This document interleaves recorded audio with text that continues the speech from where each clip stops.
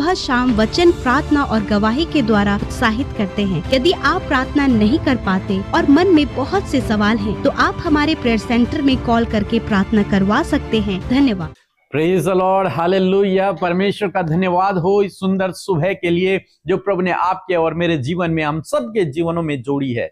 और जैसे कि आप जानते हैं कि हम इस नए साल के दूसरे दिन में हैं और इस साल इस महीने में, जनवरी के महीने में हम लोग सीख रहे हैं हीलिंग और डिलीवरेंस के बारे में।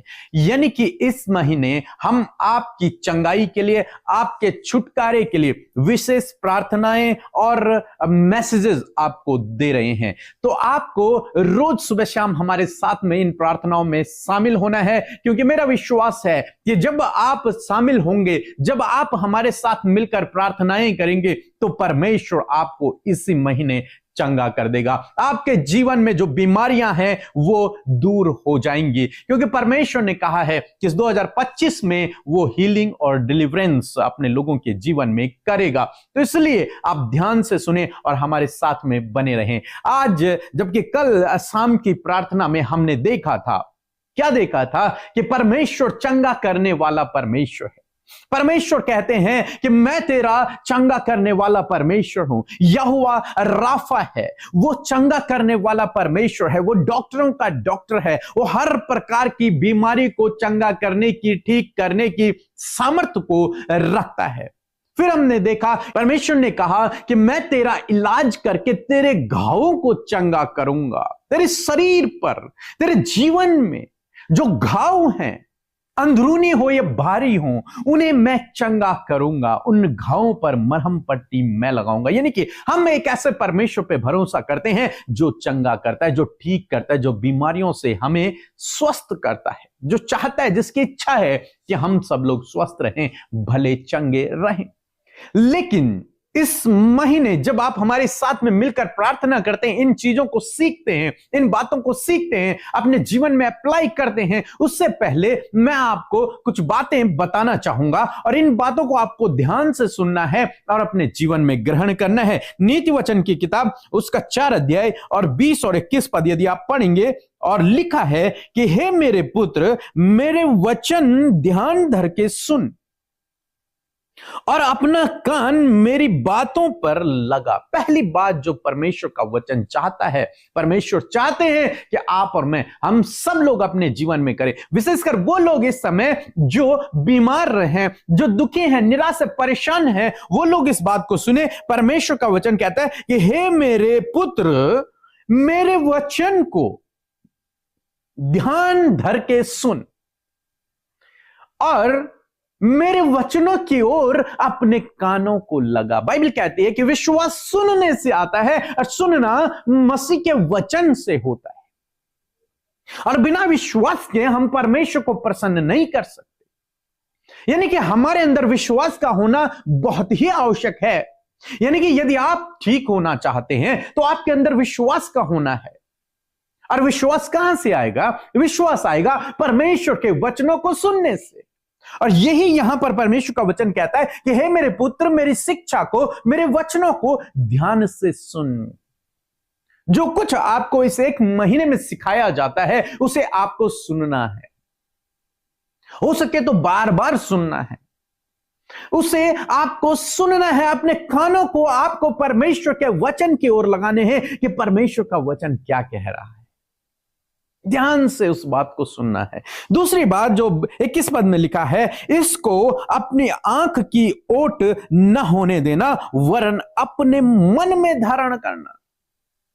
जो वचन मैं तुझे बताने जा रहा हूं, जो मेरे वचन हैं, इन वचनों को अपने हृदय में धारण करना, अपने हृदय में उन्हें स्टोर करना, अपने हृदय में उन्हें लिख देना।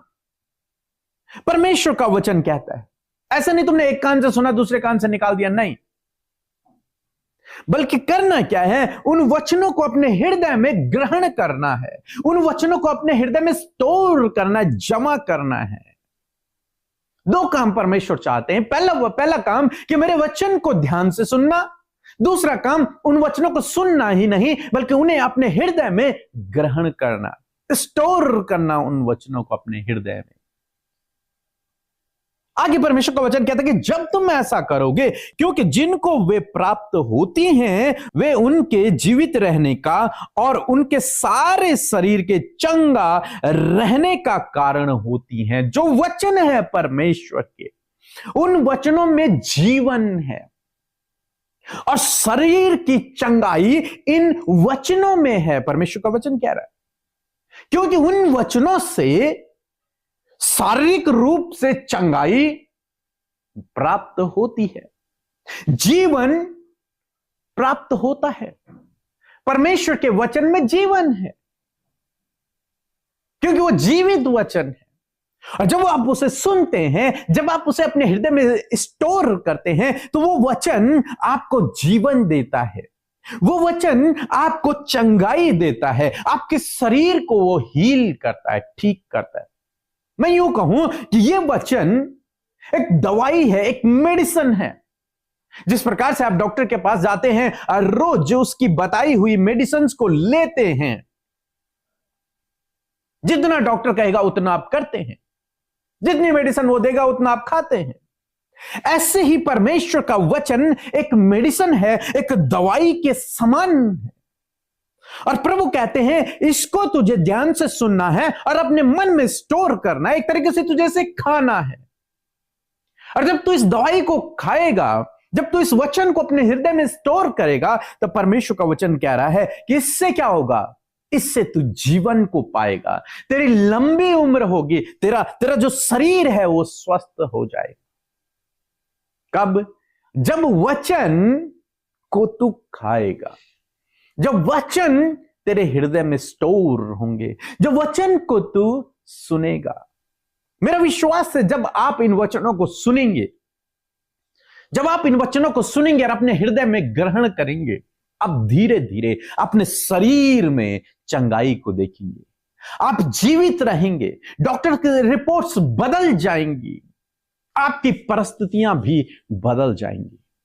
कब? जब आप हमारे साथ में रोज इन वचनों को जब लेंगे, खाएंगे, टाइम टू टाइम, दवाइयों की तरह जब आप इन्हें खाएंगे, मेरा विश्वास है कि आप चंगे हो जाएंगे, मेरा विश्वास है कि आप ठीक हो जाएंगे, मेरा विश्वास है कि परमेश्वर आपके जीवन में हीलिंग और डिलीवरेंस को, चंगाई और छुटकारे को लेकर आएगा।